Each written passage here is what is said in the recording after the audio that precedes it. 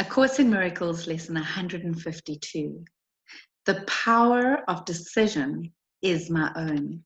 You can find lesson 152 on page 281, 282, and 283 in your workbook for students.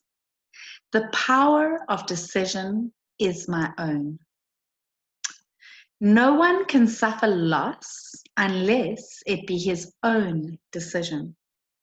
No one suffers pain except his choice elects the state for him.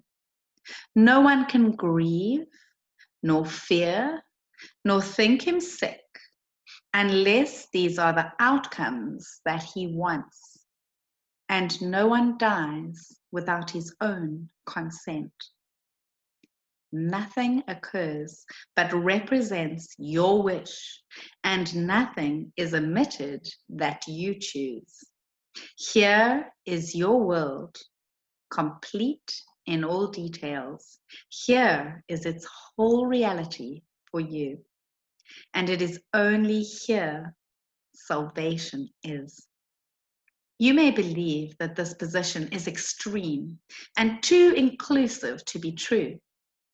Yet can truth have exceptions? If you have the gift of everything, can loss be real? Can pain be part of peace or grief of joy? Can fear and sickness enter in a mind where love and perfect holiness abide? Truth must be all-inclusive, if it be the truth at all. Accept no opposites and no exceptions, for to do so is to contradict the truth entirely. Salvation is the recognition that the truth is true and nothing else is true. This you have heard before, but may not yet accept both parts of it. Without the first, the second has no meaning, but without the second, is the first no longer true? Truth cannot have an opposite. This cannot be too often said and thought about. For what is not true is true as well as what is true, then part of truth is false, and truth has lost its meaning.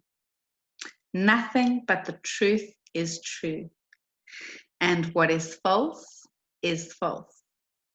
This is the simplest of distinctions, and yet the most obscure. But not because it is a difficult distinction to perceive. It is concealed behind a vast array of choices that do not appear to be entirely your own. And thus the truth appears to have some aspects that belie consistency, but do not seem to be but contradictions introduced by you. As God created you, you must remain unchangeable, with transitory states by definition false. And that includes all shifts in feeling, alterations in conditions of the body and the mind, in all awareness and in all response.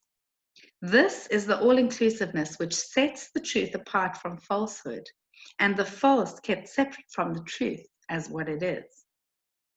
Is it not strange that you believe to think you made the world you see is arrogance? God made it not. Of this you can be sure.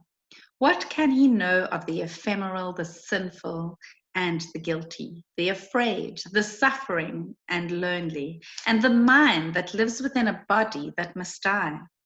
You but accuse him of insanity to think he made a world where such things seem to have reality.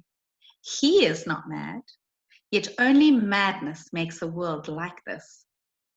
To think that God made chaos contradicts his will, invented opposites to truth, and suffers death to triumph over life. All this is arrogance. Humility would see at once these things are not of him. And can you see what God created not? To think you can is merely to believe you can perceive what God willed not to be. And what could be more arrogant than this? let us today be truly humble and accept what we have made as what it is. The power of decision is our own. Decide but to accept your rightful place as co-creator of the universe, and all you think you made will disappear. What rises to awareness then will be all that there ever was, eternally as it is now. And it will take the place of self-deceptions made but to usurp the altar to the Father and the Son. Today, we practice true humility, abandoning the false pretense by which the ego seeks to prove it arrogant. Only the ego can be arrogant, but truth is humble in acknowledging its mightiness, its changelessness, and its eternal wholeness, all encompassing. God's perfect gift to his beloved Son. We lay aside the arrogance which says that we are sinners, guilty and afraid, ashamed of what we are, and lift our hearts in true humility instead to him who has created us as immaculate, like to himself in power and in love. The power of decision is our own, and we accept of him that which we are and humbly recognize the Son of God. To recognize God's Son implies as well that all self-concepts have been laid aside and recognized as false.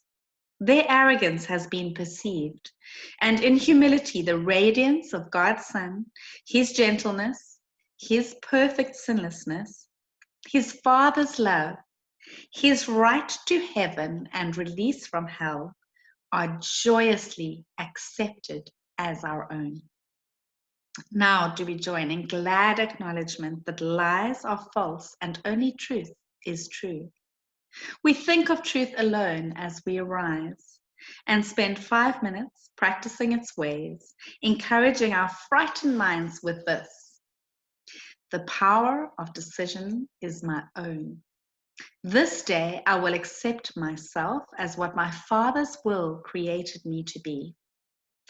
Then will we wait in silence, giving up all self-deceptions as we humbly ask ourselves that he reveal himself to us. And he who never left will come again to our awareness, grateful to restore his home to God as it was meant to be. In patience, wait for him throughout the day and hourly invite him with the words with which the day began, concluding it with this same invitation to yourself. God's voice will answer, for he speaks for you and for your Father. He will substitute the peace of God for all your frantic thoughts, the truth of God for self-deceptions, and God's Son for your illusions of yourself.